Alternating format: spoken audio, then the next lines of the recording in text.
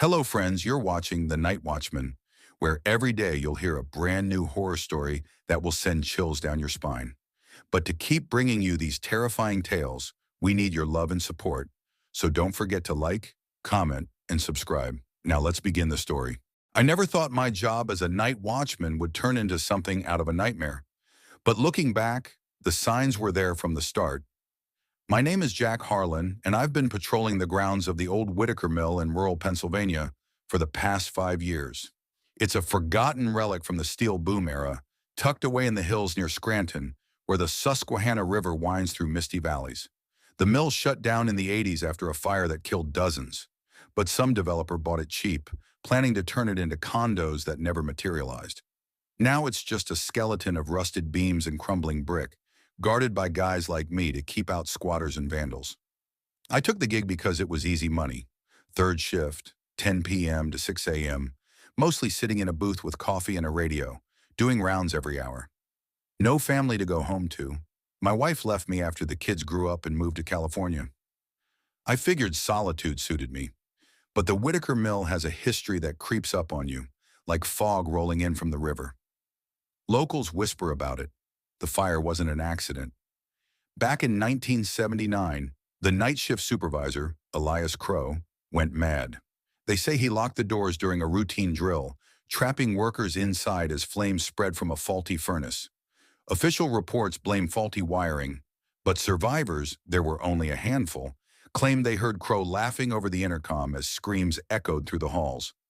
I dismissed it as folklore when I started. My boss, Mr. Donnelly from the property firm in Philly, laughed it off too. Just ghost stories to scare kids, he'd say. But on my first night, I found an old logbook in the guard shack, yellowed pages filled with entries from previous watchmen. One from 1985 read, "Heard footsteps on the catwalk again. Not alone here." I chalked it up to boredom-induced scribbles. Little did I know those words would haunt me. My routine was simple. Arrive at dusk, check the perimeter fences for breaches, then settle in. The mill spans 10 acres with the main building a hulking 4-story beast connected by tunnels to warehouses. I'd walk the grounds with my flashlight, the beam cutting through shadows that seemed to swallow light. The place smelled of damp rust and something metallic, like blood. Animals scurried, rats mostly, but sometimes I'd swear I heard whispers, faint and indistinct, like voices carried on the wind. It started small, the oddities. About 6 months in, during a stormy October night, my radio crackled to life unprompted. Static at first, then a voice. "Help! Trapped!" I froze, thinking it was a prank from day shift guys. I radioed back, but no response. Checked the batteries. Fresh. That night on my rounds, I found a door to the old furnace room ajar. It was always locked, per protocol. Inside, the air was thick, and my flashlight caught scorch marks on the walls, black as charcoal. I slammed it shut and didn't mention it in my report. Didn't want to seem crazy. As winter set in, the isolation gnawed at me. Snow blanketed the mill, muffling sounds, making every creak amplified. I'd drive in from my apartment in Wilkes-Barre, a 40-minute haul on icy roads, and park by the gate. One evening, I noticed tire tracks in the snow, fresh ones leading inside. No visitors logged. I followed them on foot, heart pounding, flashlight sweeping. They ended at the main entrance, but no car. Just boot prints vanishing into the building. I called it in to Donnelly, but he said it was probably kids. "Secure it and forget it," he barked. That night, the whispers returned. Not on the radio this time, but in the air. I was in the guard shack sipping lukewarm coffee when I heard it. Jack. My name, clear as day. I bolted outside, scanning the darkness. Nothing. Back inside, the logbook was open, not where I'd left it. A new entry, in shaky handwriting. "He's watching you." I hadn't written it. Panic surged, but I told myself it was exhaustion. I locked the shack and did extra rounds. Flashlight trembling. The backstory of Elias Crow became an obsession. During days off, I'd hit the Scranton Library digging through microfiche. Crow was a local, born in 1942, ex-Marine with a temper. Hired as supervisor in '75, he clashed with unions. The fire report mentioned his body was never found, assumed incinerated. But a clipping from a tabloid rag claims sightings, a charred figure roaming the mill at night. Ridiculous, right? Yet one survivor interview stuck with me. Mary Ellis, a seamstress on the night shift, said Crow had been ranting about debts to pay before the blaze. She escaped through a window, but swore she saw him in the flames, unharmed, smiling. I started seeing things. Shadows that moved against the wind, doors creaking open on their own. One midnight in February during a power outage, my flashlight died mid-round. Pitch black, save for emergency lights flickering red. I fumbled for spares when I felt it, a hand on my shoulder. Cold, bony. I spun, swinging wildly. Empty hall, but in the distance a silhouette, tall, hunched at the end of the corridor. It vanished as lights hummed back on. I quit rounds early that night, barricading myself in the shack till dawn. Spring brought no relief. The river swelled with melt, flooding basements. I had to check the tunnels, dank passages linking buildings, lined with pipes that dripped endlessly. Flashlight in hand, I descended, water sloshing at my boots. Echoes amplified every step. Halfway through, my light caught something, a figure standing in the murk, back turned. "Hey!" I shouted. It didn't move. I approached, heart thundering. As I got closer, details emerged. Scorched clothes, skin blistered black. It turned slowly, face a mask of burns, eyes hollow. Elias Crow. I ran, slipping in water, scrambling upstairs. Back in the shack, I vomited, convinced it was a hallucination from mold or fumes. But the encounters escalated. I'd find messages scratched into walls. "Join us!" My truck's windshield frosted with handprints from inside. Calls to Donnelly went unanswered. He thought I was cracking. I confided in a buddy, Tom Riley, a retired cop from Pittston. He laughed at first, then grew serious. "Jack, get out. That place is cursed." He shared a story. His uncle worked the mill pre-fire, said Crow made a deal with something dark to climb ranks. "Pact with the devil," Tom whispered. I scoffed, but doubt lingered. By summer, paranoia gripped me. I installed personal cameras, cheap ones from Walmart, around the shack in key spots, reviewed footage daily. At first nothing, then one tape showed it. Midnight exterior, cam, a figure circling the mill, jerky movements like stop motion. Zoomed in, charred skin, Elias. It paused, staring at the lens, then vanished. I showed Tom. His face paled. "That's no squatter." I dug deeper, found Crow's old home address in archives, a dilapidated farmhouse outside Dunmore. Drove there one afternoon, overgrown yard, windows boarded. Broke in, stupid, I know. Inside, dust-choked rooms, papers scattered, a journal, Crow's handwriting, entries raved about the Watcher in the Flames, a entity promising power for souls. Last page, "The mill will burn, and I'll be eternal." Chills ran down my spine. As I left, a shadow flickered in the mirror. I fled. Back at work, the mill felt alive, malevolent. Whispers evolved to screams. Distant at first, then closer. On rounds, I'd hear names, victims of the fire, calling for help. One night, in the furnace room, the door swung open invitingly. Inside, heat waves shimmered, impossible in the cool air. Voices chorused, "Join us, Jack!" I backed away, but something pulled me. Invisible force. Fought free, ran to the shack. Desperation peaked. I researched exorcisms, rituals, anything. Found an online forum for haunted sites. Users shared similar tales. One anonymous post, "Whitaker Mill. Don't stay after midnight. The Watchman claims his shift." Cryptic, but it clicked. Elias wasn't just haunting, he was recruiting. Replacing watchmen who disappeared. Checked records. 3 guards vanished in the last decade, ruled runaways. I planned to quit, but Donnelly begged me to finish the week. Short-staffed. Last night, full moon, eerie glow over the mill. Rounds as usual, but tension thick. In the main hall, lights dimmed. Footsteps echoed, not mine. Turned, Elias, inches away, reeking of smoke. "Your shift now," he rasped, voice like crackling embers. I swung my flashlight. It passed through him. He grabbed my arm, burning cold. Visions flooded. The fire, screams, his laughter. I broke free, sprinting to the gate. But the gate was locked. From inside, keys gone. Panic. He pursued, slow, inevitable. Hid in a warehouse, heart exploding. Whispers surrounded. Eternal watch. Phone dead. Hours ticked. Dawn neared.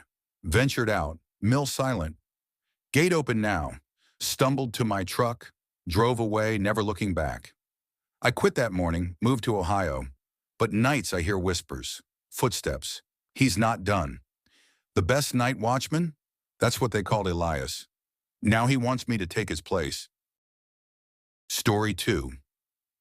I still remember my first night as a watchman like it happened yesterday, even though years have passed and I've tried my best to bury it under routine, prayer, and sleepless mornings.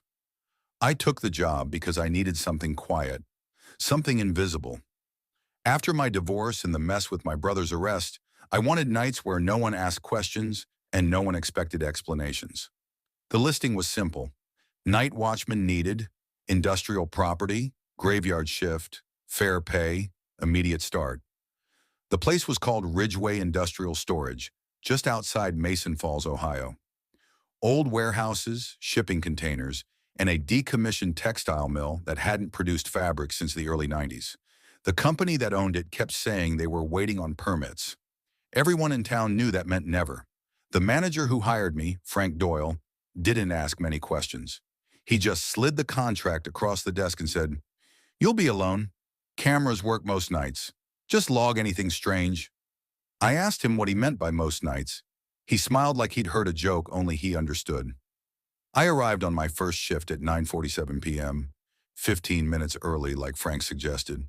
The property was massive. Floodlights on tall poles, cracked asphalt, weeds pushing through old loading docks. The mill sat at the back like a dead animal, windows black, roof sagging. The guard shack was small, smelling of burnt coffee and damp paper. There was a logbook, a radio, a flashlight, and a set of keys labeled in faded marker. I wrote my name at the top of the page.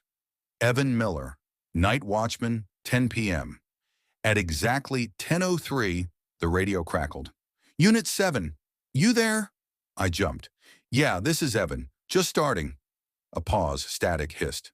"Copy that," the voice said. "Don't forget your rounds." I didn't recognize the voice, but Frank said there was a dispatcher who checked in randomly. I grabbed the flashlight and stepped outside. The air felt heavy, like the night was pressing down on my shoulders. No crickets, no wind. Just the low hum of distant highway traffic. I made my first round without incident. Warehouse A, B, C, locked, secure. The mill I left for last, like Frank advised. "You don't need to go inside," he'd said. "Just check the perimeter." When I reached the mill, my flashlight beam caught something scratched into the brick near the rear door. I stared at it longer than I should have. Graffiti was common around here, but something about the words made my chest tighten. I logged it and went back to the shack. The first few weeks passed quietly, too quietly. Every night felt stretched, like time moved slower between midnight and 4 a.m. The radio would crackle once or twice. Sometimes no one answered when I replied. Then the logs started getting strange. On October 14th, I found a note written in the margin of the logbook, below my handwriting. "You missed the south fence." I checked the cameras. No breaches, no movement. The fence was intact. I asked Frank about it the next morning. He frowned. "You sure you didn't write that?" I told him no. He hesitated, then said, "Previous guard had habits. Probably nothing." I didn't ask what kind of habits. Things escalated the night I heard footsteps inside the mill. It was around 2:17 a.m. I was halfway through my round when the radio buzzed. "Unit 7, the dispatcher said. "You're not alone." "What?" I asked. "Say again." Static, then nothing. I ran toward the mill, heart hammering, flashlight shaking in my hand. The rear door was still chained, just like always. But from inside, I heard slow, deliberate footsteps. Not echoes, not rats. Human footsteps. I called out, "Security, identify yourself." The footsteps stopped. Then came a knock. 3 slow taps. From the inside. I backed away so fast I tripped over a broken pallet. My radio fell and skidded across the asphalt. When I picked it up, a voice whispered through the static, "Don't let it see you stop." I didn't sleep after that shift. I spent the morning searching county records. Ridgeway Industrial Storage didn't show anything unusual, but the mill did.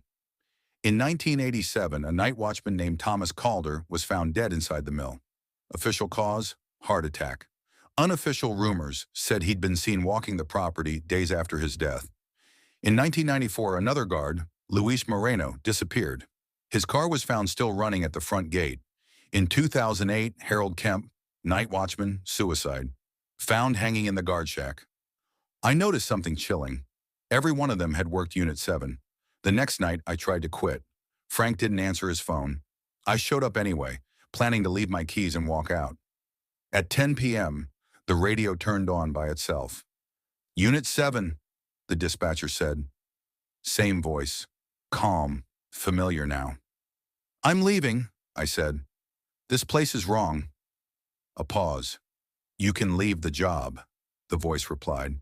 "You can't leave the watch." The floodlights shut off all at once. Darkness swallowed the property. Then I saw them. Figures moving between the warehouses, always just at the edge of the light. When I turned my flashlight directly on them, they froze. Not disappeared. Froze. They looked like men in uniforms, old uniforms, different decades, all staring at me. The mill door creaked open. Something inside whispered my name. I ran. I don't remember unlocking the gate or getting into my car. I just remember driving until dawn, hands shaking, radio static echoing in my head. I thought I'd escaped. 2 nights later, my phone rang at 10:03 p.m. "Unknown number," I answered. "Unit 7, the voice said. "You missed your round." That night, I woke up standing in my living room, flashlight in my hand, shoes muddy, logbook open on the table. A new entry was written in my handwriting. "Still watching. I don't work there anymore. I moved states, changed numbers, changed my name once, unofficially. But every night at exactly 2:17 a.m., my lights flicker. And sometimes when I pass reflective glass, I see myself behind me, wearing a uniform I never owned, still walking the rounds, still watching." Story 3. I never believed in ghosts until the night I took the graveyard shift at the old Harlan Steel Mill in Youngstown, Ohio. It was February 2023, and the Rust Belt winter had clamped down hard, winds howling off Lake Erie like they carried the screams of the dead. I'd landed the night watchman gig through a temp agency in Akron, desperate after my divorce left me scraping by on ramen and regrets.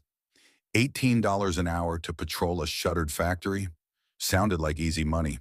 The mill had been dark since the layoffs in 2009, when the economy tanked and 2,000 men walked out for the last time. Now it was just rusting silos, conveyor belts frozen in time, and shadows that played tricks on your eyes. My name's Jake Harlan. No relation to the owners, thank God. I started at 10 p.m., clocking in at the gatehouse with a thermos of black coffee and a mag light that flickered like it was allergic to batteries. Old man Jenkins, the day guy, handed over the keys with a grunt.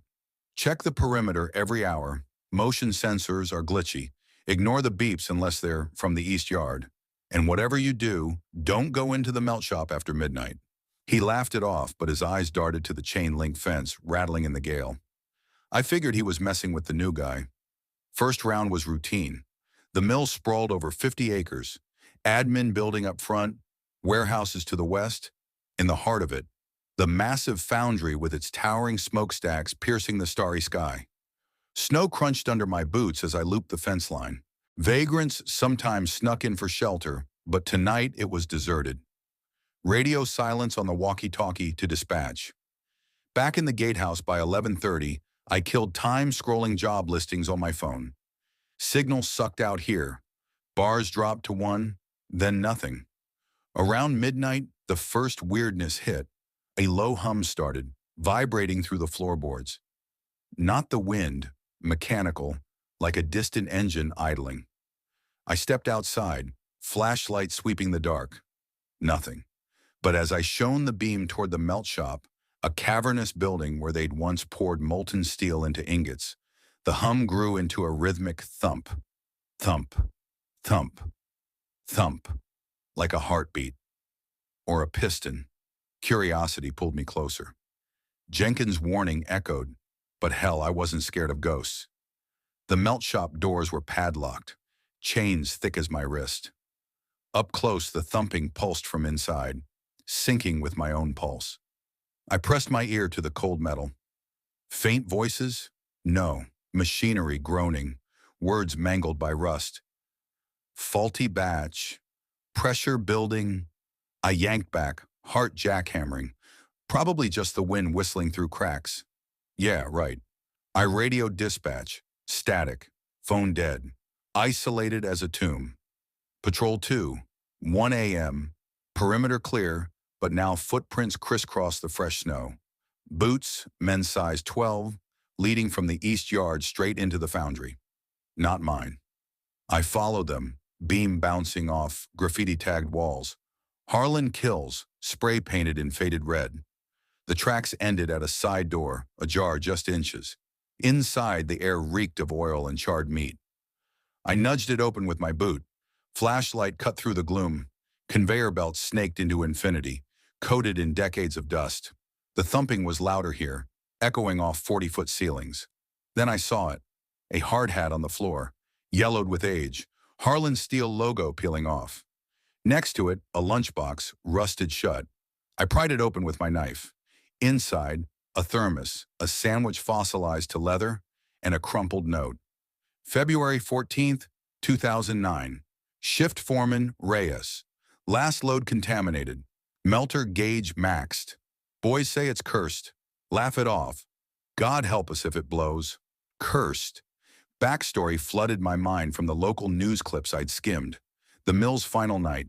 A faulty melt where impure ore caused a pressure surge. Official report said equipment failure. Boiler exploded, killing 5. But whispers in Youngstown bars claim sabotage. Union busting gone wrong. Reyes, the foreman, had vanished that night, body never found. The others mangled beyond recognition, faces melted like wax. I pocketed the note, unease gnawing. Footprints continued deeper, toward the main furnace pit, a yawning crater where liquid steel once bubbled. The thumping intensified now with a wet slurp. Slosh, thump, slosh. Like something thick stirring below. My light caught movement. A shadow darting behind a slag heap. Humanoid, hunched, limping. "Hey!" I yelled. Silence. Then laughter. Low, gurgling, not human. Radio crackled to life. "Jake, you there? Sensors tripping the east yard." Dispatch, finally. "Yeah, got prints leading inside. Someone's in the melt shop." Negative. Stay out. That's a hard no-go after hours. Too late. The shadow lunged from the dark, gone when I swung the beam. But it left something. A glove, singed black, fingers fused like they'd grip fire. I bolted for the exit, chains rattling behind me as if closing on their own. Gatehouse by 2 a.m. Coffee cold, hands shaking. I Googled Harlan Mill Explosion 2009 on the ancient desktop. Service restored glitchily. Article from the Youngstown Vindicator.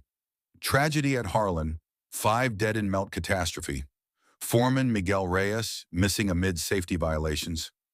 Photos showed the pit post blast. Twisted metal, walls scorched black. One detail buried in the obits. Reyes had argued with management days prior, claimed the ore was tainted, deliberately to cut costs. "It's not natural," he told coworkers. "Smells like death." Suspicion coiled tighter. Tainted ore? From where? The East Yard bordered an old chemical dump, Superfund site from the 80s. EPA reports hinted at toxins leaching into the soil. Reyes thought it poisoned the melt, birthing something. Paranoia or truth. 3 a.m. patrol.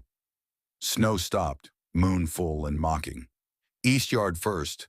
Sensors silent now, but the ground was torn up, like something heavy dragged through. Toward a storm drain grate, half buried.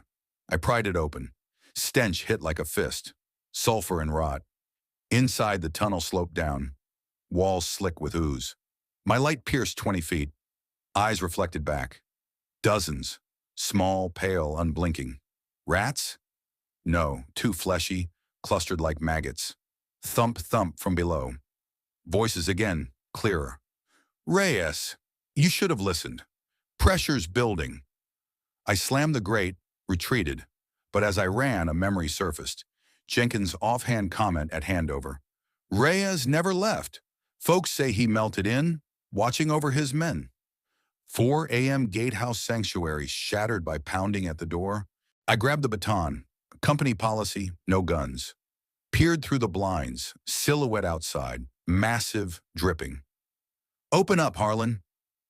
My last name. How? It's freezing, man. Let me warm up. Voice familiar, gravelly like Jenkins. But Jenkins drove home at 10. I cracked the door. No one. Footprints circled the building, ending nowhere. Inside now? Cabinets rattled. Thermos tipped, spilling coffee that steamed unnaturally hot. I barricaded myself, radio dispatch. Intruder, send cops. Static, then a whisper. Too late, Jake. Faulty batch. Panic clawed. Backstory pieced together in my racing mind. Reyes discovered the tainted ore. Corporate poison to game insurance or something darker. He warned them. They laughed. During the melt, it reacted. Not just exploded, but fused. Men didn't die clean. They merged with the slag, Reyes at the core. A living mass, pressure-built abomination, haunting the mill, waiting for another Harlan to feed the furnace. 5 a.m. Only dawn could save me. But the thumping was everywhere. Walls, floor, my chest. I armed myself with a tire iron from the shed, ventured out for the final patrol. Melt shop called like a siren. Footprints everywhere now, converging. Inside, the pit glowed faintly. Residual heat, impossible. At the edge, it rose. Not shadow, a thing. Molten flesh, steel-veined, Rhea's face half-formed in the mass, eyes milky pits, arms like pistons, dragging slag chains. You? Harlan blood? No, but you'll do. It lunged, gurgling. Tainted, join us. Pressure building. I swung the iron, cracked its hide, black ichor spraying. It howled, voices of the 5 overlapping. I ran, chains whipping, sloshing pursuit. East yard grate exploded open, eyes swarming, tendrils pulling. I dove into snow, crawled toward the gate. Sirens wailed. Cops, finally. Floodlights banished shadows. The thing retreated, thumping, fading to hum. Dispatch. All clear, Jake. Sensors glitch. Go home. I didn't quit, but nights later, alone in my apartment off Mahoning Avenue, the hum returns. Thump, thump. Footprints in my hallway snowmelt. Note slipped under door. Faulty batch. Reyes. Youngstown whispers. Another watchman vanished. Harlan watches still. Story 4. I never believed in ghosts until that summer in Detroit. My name is Jack Harlan, and I was 42 years old, scraping by on odd jobs after the auto plant layoffs hit hard in 2018. Michigan's economy was a wreck, and with a wife and 2 kids depending on me, I took what I could get. That's how I ended up as the night watchman at the old Whitaker warehouse on the outskirts of the city near the Rouge River. It was a sprawling, rusting behemoth from the 1920s, once a hub for shipping parts to Ford's factories. Now it was mostly abandoned, used for storage by a shady logistics company that didn't ask too many questions about what was inside those crates. The job was simple. Patrol the grounds from 10 p.m. to 6 a.m., check the locks, scare off any squatters or thieves, and log everything in a battered notebook. The pay was decent, $18 an hour, cash under the table, and it came with a small office in the main building, equipped with a flickering fluorescent light, a cot, and a coffee maker that spat out sludge. My boss, a grizzled guy named Earl from Livonia, handed me the keys on my first night and said, "Just keep your eyes open. Place has a history, but don't let the stories spook you." I laughed it off. Stories. Every old building in Detroit had stories. Fires, bankruptcies, urban legends about workers who vanished during the Great Depression. But Earl wasn't kidding. On my second night, I dug into the backstory while killing time on my phone. Whitaker Warehouse had been built in 1924 by a tycoon named Elias Whitaker, a ruthless industrialist from New York who'd moved west to exploit the booming auto industry. He cut corners everywhere: shoddy construction, no safety gear, 16-hour shifts for pennies. In 1932, during the height of the Depression, a massive fire broke out in the East Wing. Official reports said it was faulty wiring, but whispers among the survivors claimed Elias had locked the doors to prevent a union walkout. 47 workers burned alive or suffocated in the smoke. Elias walked away scot-free, claiming insurance fraud by disgruntled employees. He died rich in 1955, but the warehouse never fully recovered. It changed hands a dozen times, plagued by accidents, falls from catwalks, machinery malfunctions that crushed limbs. By the 1980s, it was nicknamed the Burn House by locals. I shook off the chills and started my rounds. The warehouse was a labyrinth, 3 stories high, with endless rows of metal shelving stacked with dusty crates, old machinery parts, and God knows what else. The air smelled of rust and mildew, and the only sounds were the distant hum of the river and the creak of settling beams. I carried a heavy flashlight and a walkie-talkie that barely worked, its static like whispers in the dark. That first weird incident happened around 2 a.m. on my third shift. I was on the second floor, checking the fire exits. Ironic, given the history, when I heard footsteps. Not the echo of my own boots on the concrete, but soft, deliberate pads, like someone barefoot trailing behind me. I spun around, beams slicing through the shadows. Nothing. "Hello," I called, my voice bouncing off the walls. Silence. I chalked it up to rats or the wind, but my skin prickled. Back in the office, I reviewed the security cams. Grainy black and white feeds from the 90s. One camera on the East Wing showed a flicker, like a shadow passing, but it could have been a glitch. The next night, the footsteps returned, closer this time. I was in the basement, a damp hellhole with exposed pipes and puddles that reflected my light like oily eyes. The steps echoed from the stairs, descending slowly. Thump, thump. I froze, heart pounding. "Who's there? This is private property."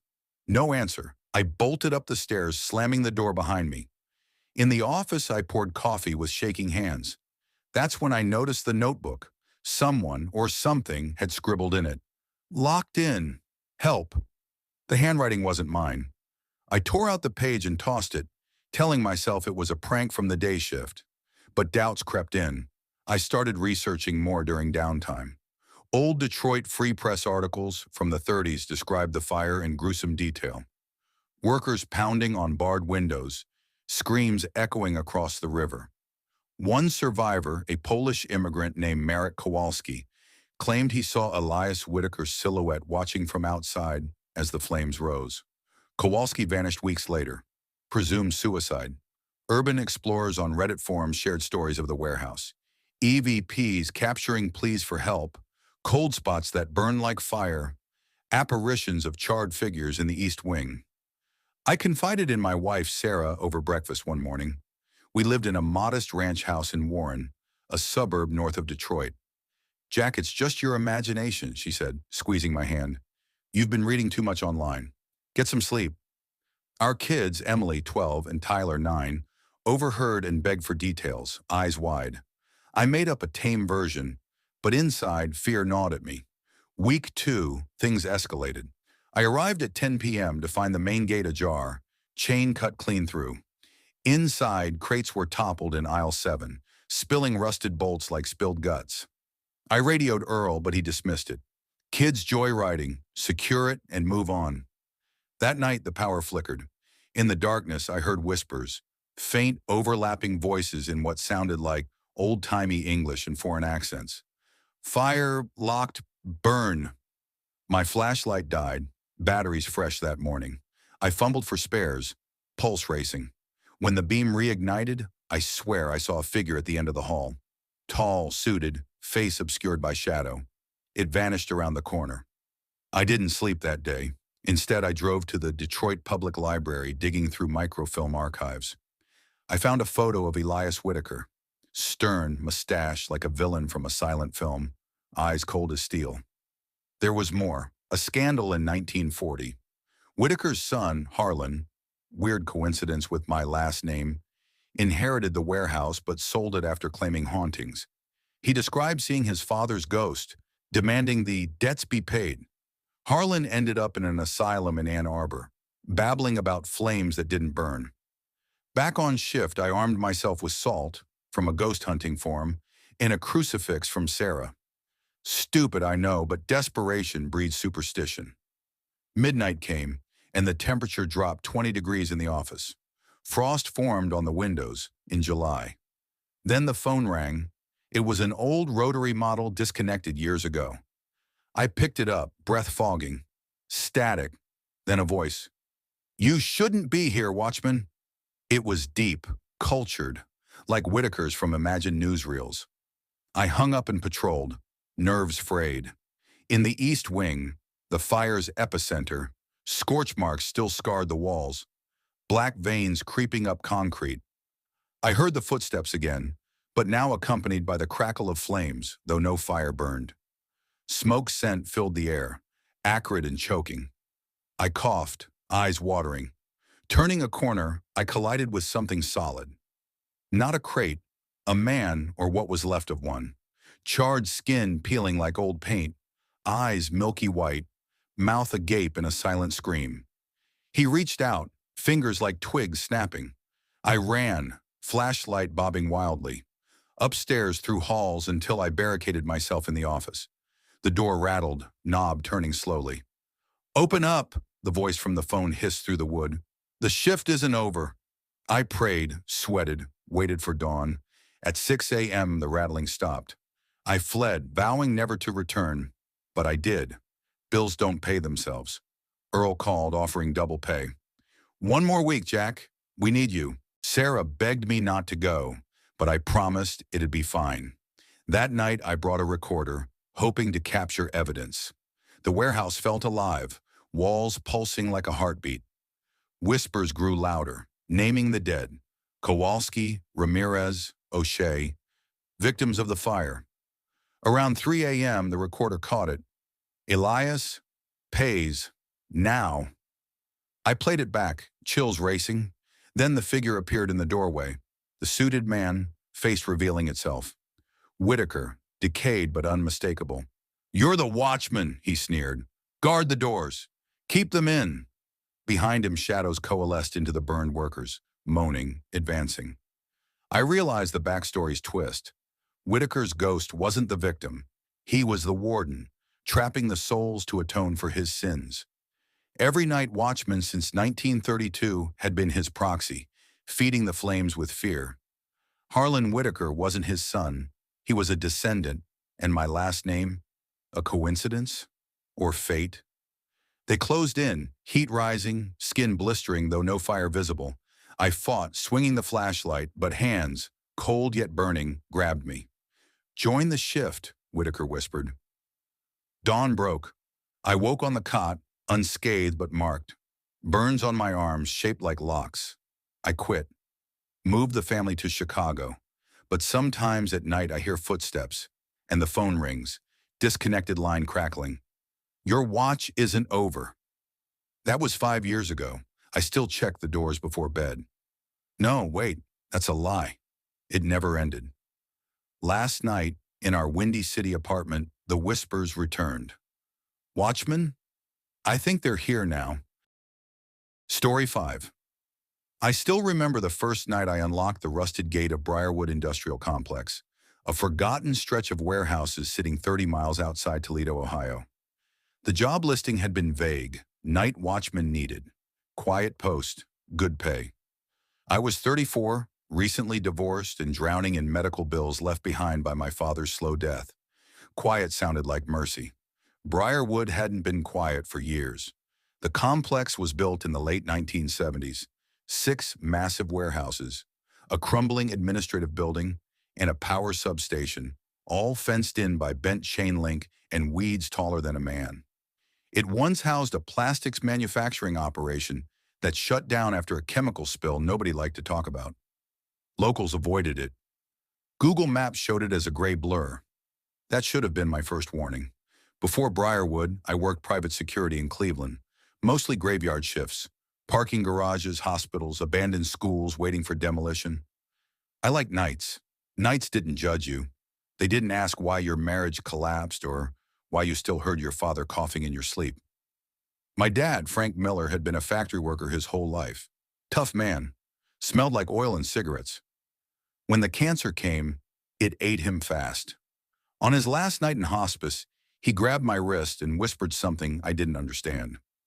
"Don't stay where they died angry," he said. I thought it was the morphine talking. 3 months later, I took the Briarwood job. The security office sat near the main gate. One desk, a flickering monitor, coffee machine older than me. My supervisor, Ray Caldwell, a man with yellowed teeth and eyes that never quite settled on you, gave me the rundown. "No wandering," he said. "Stick to patrol routes. If you hear something strange, wind, animals, you log it. You don't investigate unless you see a person." "What about alarms?" I asked. Ray smiled thinly. "Alarms don't work out here." That should have been the second warning. My shift ran 10 p.m. to 6 a.m. I carried a flashlight, radio, and a revolver I hoped I'd never use. The first patrol was uneventful. Empty buildings, broken windows, graffiti peeling like old scars. The wind moved through the warehouses with a low whistle that made the metal sigh. At 1:17 a.m., I heard footsteps. They came from Warehouse 3, slow, deliberate, like someone pacing. I froze, listening. My radio crackled with static. "Ray," I whispered. No response. I approached the warehouse door. It was padlocked. The footsteps continued inside. I told myself it was rats. I logged it as possible animal movement and returned to the office, hard hammering. The footsteps happened every night. Always Warehouse 3, always after 1 a.m. Sometimes they ran. Sometimes they stopped right at the door, like whoever, or whatever, was standing on the other side, listening to me breathe. On the fifth night, I found something new. Handprints on the inside of the office window. They were smeared like someone pressed their palms hard against the glass from the outside. The fence cameras showed nothing. Ray brushed it off. "Kids," he said, "you'd be surprised what bored teenagers do." But teenagers don't leave handprints that high up the glass. In the bottom drawer of the desk, beneath outdated incident reports, I found an old leather-bound logbook. The entries dated back to 1994. Different handwriting, same complaints. 1:12 a.m. Movement in Warehouse 3, 1:18 a.m. Voices heard, no source found. 1:21 a.m. Request transfer denied. The last entry stopped abruptly. No signature. I asked Ray about it the next night. He stared at the book longer than necessary. "That's not for current staff." "What happened to the Watchman who wrote this?" Ray's jaw tightened. "He quit." I didn't believe him. At 1:09 a.m., the footsteps didn't stop at the warehouse door. They came outside. Slow steps on gravel. Crunch, crunch, crunch. My flashlight beam caught movement near the fence. A tall silhouette standing unnaturally still. I called out, "Security! Identify yourself!" The figure didn't move. When I stepped closer, my radio screamed with static so loud I dropped it. The silhouette turned its head, too far, neck bending wrong, and vanished like smoke. I ran back to the office and locked the door. That night, I dreamed of my father standing in Warehouse 3, coughing, surrounded by men in factory uniforms with burned faces. They were all watching me. I couldn't take it anymore. On my next day off, I visited the Toledo Public Records Office. Briarwood's chemical spill wasn't an accident. In 1988, a storage tank ruptured, releasing toxic gas during the night shift. Officially, 3 workers died. Unofficially, 17. The company paid hush money. Families were silenced. Bodies were mislabeled. The workers trapped inside Warehouse 3 suffocated in the dark, pounding on locked doors while supervisors fled. One name stood out among the dead, Frank Miller, my father. My knees buckled in the records room. My father never worked in Toledo, or so I thought. He'd lied. He'd survived the spill, barely, carrying poison, lungs, and rage for the rest of his life. Don't stay where they died angry. I returned to Briarwood with shaking hands. I had to see Warehouse 3. Had to know. At 1:11 a.m., the footsteps began. This time I unlocked the door. The smell hit first, metal, rot, something chemical that burned my throat. My flashlight swept across rusted machinery and blackened walls. Then I saw them. Figures pressed into the concrete, like shadows burned into stone. Faces twisted in terror, hands reaching outward. One figure stepped free. It was my father, eyes sunken, skin gray, lungs wheezing as he spoke. "You took the job," he rasped. "Now you keep it." The others followed. They surrounded me, their anger filling the room like smoke. I understood then. Briarwood didn't need a watchman to protect it from intruders. It needed someone to witness, someone to stay. The last thing I heard was the office radio crackling on the floor outside. Ray's voice distant and calm. "New watchman starts tomorrow. They say Briarwood Industrial Complex is still hiring. If you ever drive past it at night, slow down. At 1:17 a.m., you might see someone walking the fence line, flashlight swinging, eyes hollow, doing a job that never ends." Story 6. I never thought my life would turn into a nightmare. But that's exactly what happened when I took the night watchman job at the old Hawthorne Mill in rural Pennsylvania. My name is Jack Harlan, a 45-year-old divorcee from Scranton, scraping by after losing my factory gig during the recession. Bills piled up, and the alimony payments were choking me. So when I saw the ad on Craigslist for a night security position at Hawthorne, $18 an hour, no experience needed, just a clean background check, I jumped on it. Little did I know the mill's history was darker than the shadows I patrolled. Hawthorne Mill sat on the outskirts of Wilkes-Barre, a forgotten relic from the coal boom era. Built in 1892 by industrialist Elias Hawthorne, it started as a textile factory, churning out fabrics for the growing nation. But by the 1920s, it had pivoted to something more sinister, a front for bootlegging during Prohibition. Elias's son, Theodore, ran underground operations, smuggling liquor through hidden tunnels beneath the mill. Rumors whispered of workers vanishing. Accidents, they said. But folks in town knew better. Bodies turned up in the Susquehanna River, bloated and unrecognizable, with strange markings like they'd been clawed by something from the deep. The mill shut down in 1957 after a fire killed 23 employees. Official reports blamed faulty wiring, but survivors spoke of screams echoing from the basement. Not from flames, but from something else. The place stood empty for decades, bought out by a real estate firm in the 90s that planned to convert it into lofts. Construction halted when workers unearthed old bones in the tunnels, human remains from the Prohibition days, they figured. The project died, and the mill became a magnet for urban explorers and ghost hunters. That's where I came in. The owners hired me to keep trespassers out, patrol the grounds from 10 p.m. to 6 a.m., and report anything unusual. "Just walk the perimeter, check the locks," the hiring manager, a slick guy named Mr. Reynolds from Philadelphia, had said. Easy money. My first night was uneventful. I arrived in my beat-up Ford pickup, flashlight in hand, and met the day guard, an old-timer named Gus Ramirez. He was retiring after 15 years. "Watch the east wing," he muttered, handing over the keys. "Lights flicker there sometimes. And don't go into the basement unless you hear something. Trust me." I laughed it off. Superstitions from a guy who'd spent too many nights alone. The mill was massive. 3 stories of red brick, shattered windows patched with plywood, and weeds choking the chain-link fence. Inside, the air smelled of rust and mildew, with remnants of old machinery looming like skeletons. I settled into the routine. Clock in, brew coffee in the small guard shack by the entrance, then make rounds every hour. The flashlight beam cut through the darkness, revealing graffiti-covered walls and dusty floors. Sometimes I'd hear rats scurrying or the wind howling through cracks, but nothing out of the ordinary. To pass time, I'd listen to podcasts on my phone. True crime stories, ironically. One episode about the Hawthorne disappearances caught my ear.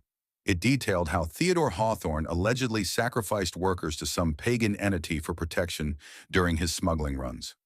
"The mill's curse," they called it. I chuckled, but a chill ran down my spine when the host mentioned claw marks on the victim's bones. Week 2, things got weird. During my 2 a.m. round, I noticed a light in the east wing, a faint glow from a room that should have been pitch black. I approached cautiously, heart pounding. The door was ajar, though I'd locked it earlier. Inside, an old desk lamp flickered on, illuminating faded papers scattered across the floor. One caught my eye, a yellowed ledger from 1928, listing names of workers. Several were crossed out with red ink, notes scribbled, "Taken by the Watcher." What the hell? I pocketed it, figuring it was historical junk. As I turned to leave, I heard a whisper, soft, like wind through leaves, but forming words. "Join us." I spun around, beam sweeping the room. Empty. Must be the draft, I told myself. Back in the shack, I examined the ledger under better light. The entries detailed payments, but the crossed-out names had dates matching known disappearances. Theodore's handwriting grew erratic toward the end. "The Watcher demands tribute. Blood for silence." I Googled it on my phone. Turns out, local legend spoke of the Watcher, a entity supposedly summoned by Elias Hawthorne during a mining accident in the 1890s. Elias had delved too deep into Native American lore, invoking a spirit from the Lenape tribe's myths, a guardian of the underground that twisted into something malevolent. It protected the mill but craved souls. Bullshit, right? But the podcast had mentioned similar rituals. That night, sleep evaded me at home. Dreams plagued me. Dark tunnels, clawing hands, whispers calling my name. I shrugged it off as paranoia. The job paid well, and I needed it. But the next shift, suspense built like a storm. At midnight, my radio crackled. Static at first, then a voice. "Help! Down here!" It wasn't Gus, he was long gone. I checked the channels, nothing. Probably interference from the old wiring. I continued my round, but the east wing door was open again.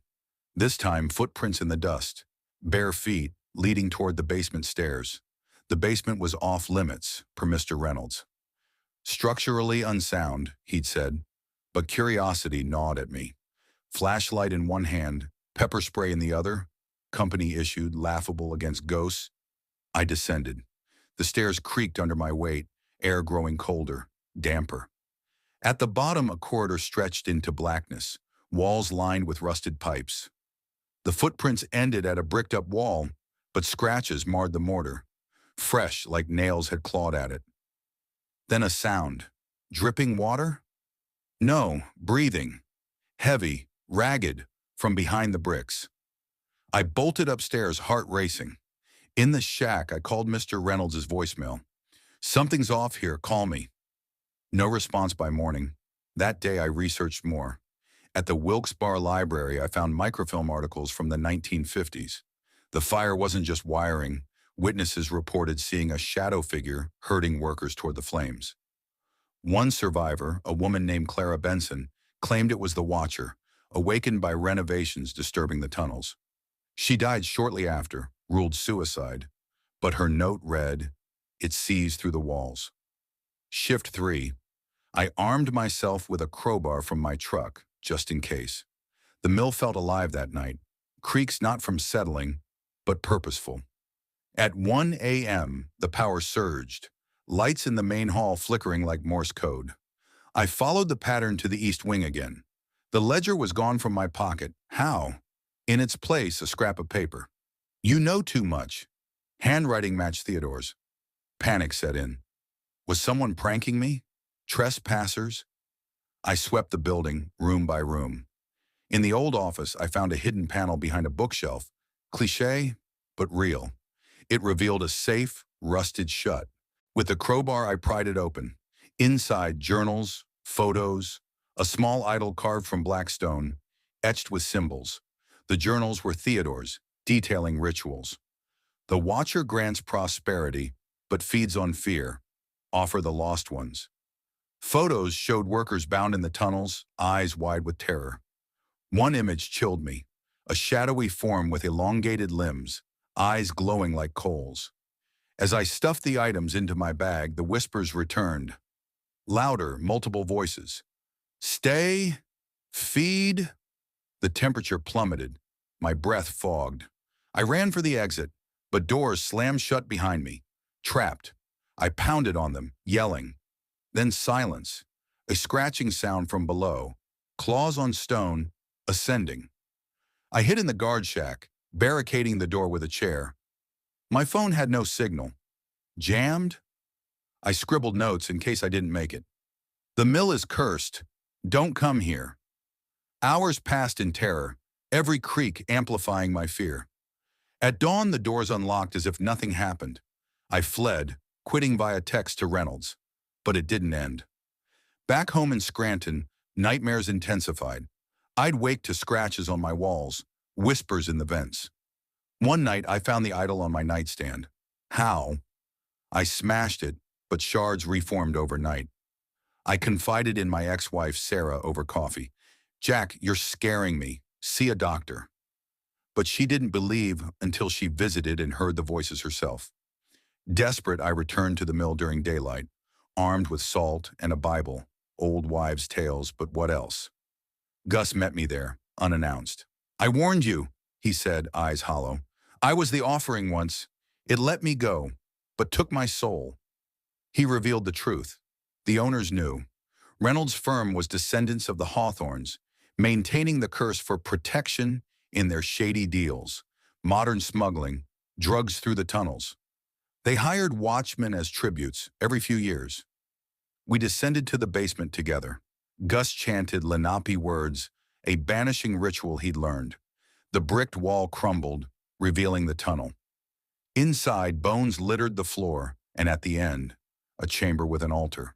The Watcher manifested, a hulking shadow, limbs like twisted roots, eyes piercing. It lunged at Gus, claws raking his chest. He screamed, "Run, Jack! Burn it!" I fled upward, grabbing kerosene from the shack, leftover from generators. As the entity pursued, whispers turning to roars, I doused the east wing and lit a match. Flames erupted, consuming the mill. Sirens wailed in the distance as I escaped. Gus's body left behind. The fire made headlines. Historic mill destroyed, arson suspected. Reynolds vanished. Investigations uncovered the smuggling ring. But the Watcher? I feel it still, in quiet nights. Scratches on my door, whispers in the wind. Was it destroyed, or did it follow me? They say curses don't die easy. If you're reading this, stay away from old mills in Pennsylvania. And if you hear whispers, run. Story 7, I never believed in ghosts until that night at the old Harlan grain elevators in rural Nebraska. My name's Jack Harlan. No relation to the family that built the place back in the Dust Bowl era.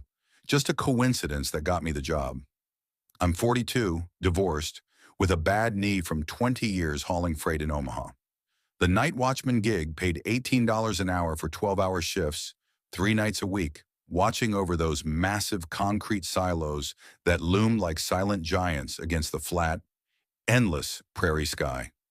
It was steady work in a town dying of rust, populations down to 1,200 souls in Harlan County, cornfields stretching to Kansas. No one wanted the job because of the stories, but bills don't pay themselves. My first week was nothing. I'd park my beat-up Ford F-150 in the gravel lot off Highway 34, flash my mag light around the perimeter fence, check the chain-link gates, and climb the rickety metal stairs to the control shack perched on the main elevator tower.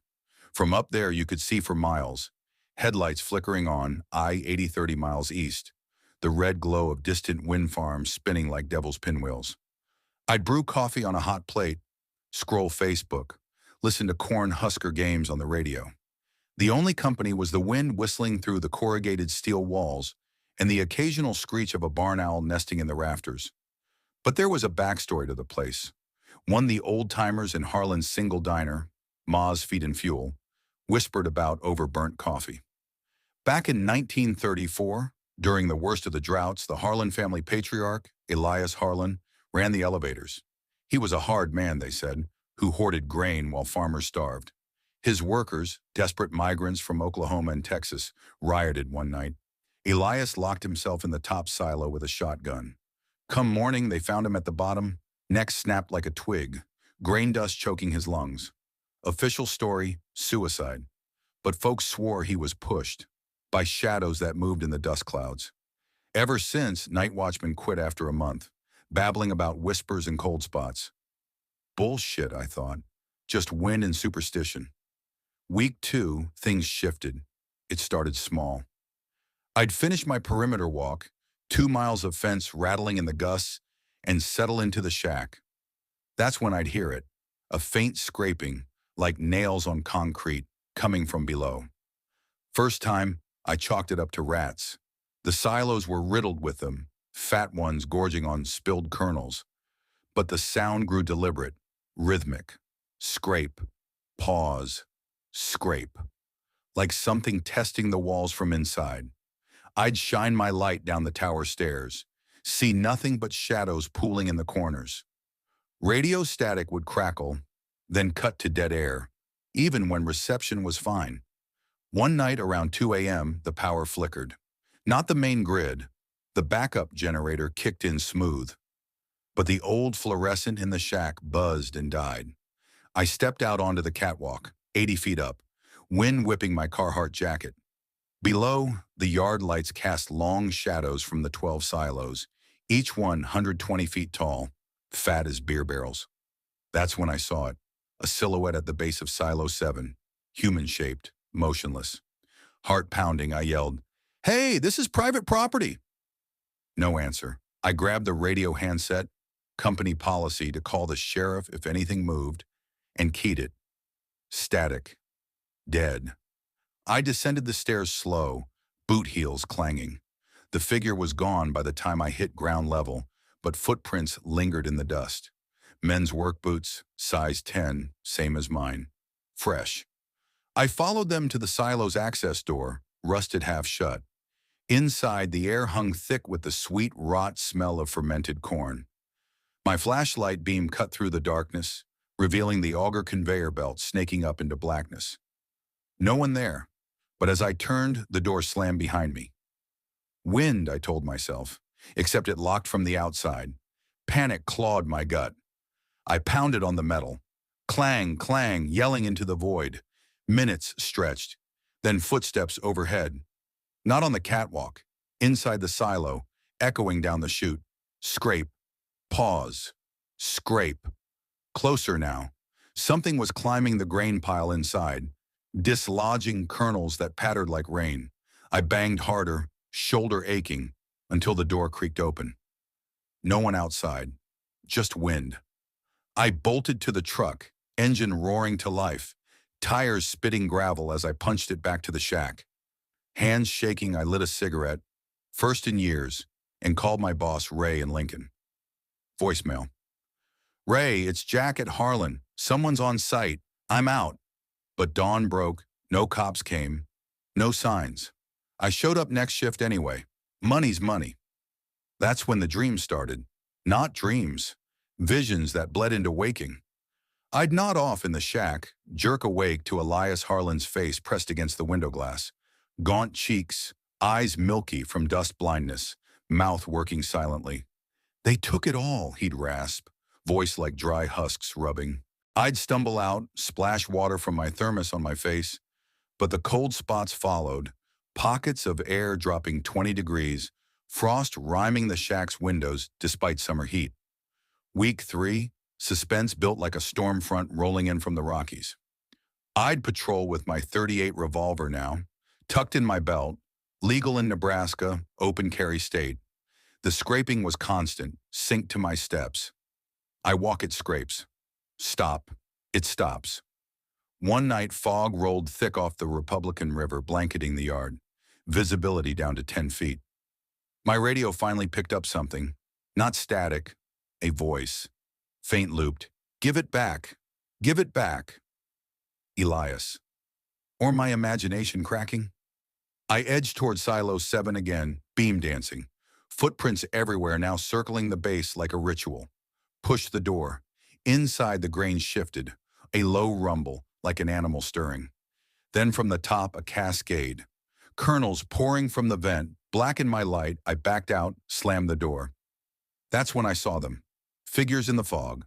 3, maybe 4, shambling between silos. Dust Bowl ghosts, hollow-cheeked, overalls ragged, eyes glowing faint like embers. They didn't approach, just watched, scraping their nails on the concrete. I ran for the tower, stairs blurring underfoot. Locked myself in the shack, barricaded the door with a filing cabinet. Phone signal, 1 bar, dialed 911. Harlan elevators, intruders. Send help, dispatcher. Units en route, ETA 45 minutes. The scraping circled the tower now, climbing. Whispers seeped through the walls. Thief, hoarder, join us. 40 minutes in, lights out again. Generator hummed, then died. Pitch black. Something thumped the door. Heavy, deliberate. Thump. Pause. Thump. The filing cabinet scraped inches. I chambered around, sweat stinging my eyes. Stay back. Silence. Then laughter. Dry, rasping, multiplying. Headlights pierced the fog. Sheriff's cruiser, Deputy Mills, a kid from town. Jack saw your truck. Everything okay? I cracked the door, spilled it all. He laughed, nervous. Win, man. And those oaky tales, folklore. We walked the yard. No footprints, no figures. Generator fired right up. See? Rats. He left. I stayed, wired on adrenaline. But as his taillights faded, the real horror unfolded. My radio crackled. Not static, Elias's voice clear. You have it, Jack. The key. Key? I patted my pockets. Keys, smokes, phone. Then I remembered. Orientation day, Ray tossed me a master key ring. For all silos, don't lose it. Silo 7's key was stamped EH 1934. Dread pooled cold. I hadn't opened it fully before. Why now? The whispers urged, open it, give it back. Against every instinct, I descended. Fog thicker, swirling like breath. At Silo 7, the door yawned open. Impossible. Inside, the grain mounded high, undulating. Footprints led straight up the slope, vanishing into darkness. I climbed, boots sinking, grain sucking at my legs like quicksand. The air thickened, choking, dust in my throat, eyes burning. Higher, the walls curved inward, pressing. Scrape, scrape above. Voices now, dozens. Join us! Thief! Flashlight caught it. A rusted ladder bolted to the silo wall, spiraling up. Elias's shotgun lay at the bottom, bent unnatural. Halfway up, the grain shifted violent. Hands, bony, clawing, burst from below, grabbing my ankles. Dust Bowl workers, faces shriveled, teeth black. I kicked free, fired 2 shots, crack, crack. Echoes deafening. They sank back, but more rose. Climbing faster, lungs burning, I reached the top chute. A hatch, locked. Key ring out. EH key fit perfect. Twist. It swung open to starless night, but no escape. The chute fed into the open air, 120 feet down. No catwalk. Below, the mob climbed, eyes glowing. Elias at the front, shotgun leveled. Not at me, past me. Give it back! He fired. Boom! Grain exploding around his feet. In that flash, truth hit. Elias hadn't killed himself. The workers cornered him here, forced him to open the hatch, dumped him into the grain sea below. His hoard, not just corn, but their futures, stolen deeds to family farms he'd forged in desperation. The key unlocked it all, hidden ledgers and a false panel, proving the fraud. They'd trapped him, made him jump. The mob surged. I hurled the key ring into the void. It clattered down the silo, swallowed. Elias lunged, fingers grazing my collar. Wind howled, fog alive. I teetered on the edge, abyss yawning. One push. I jumped, not down, sideways onto the auger arm protruding from the adjacent silo. Metal groaned under 200 pounds. Slid, caught a rung. Below, screams, not human, as the grain collapsed, burying them. Lights flickered on. Generator back. Deputy Mills' cruiser screamed into the lot. I dangled there till dawn, whispering my confession to the empty prairie. Fired next day. Place burned a week later. Faulty wiring, they said. I moved to Denver, warehouse job. But some nights I hear scraping, feel cold spots, and in the mirror my eyes glow faint. No one believes. Harlan's just a ghost town now. But if you drive Highway 34 at night, past the charred silos, listen, scrape, pause, scrape. They're still hungry.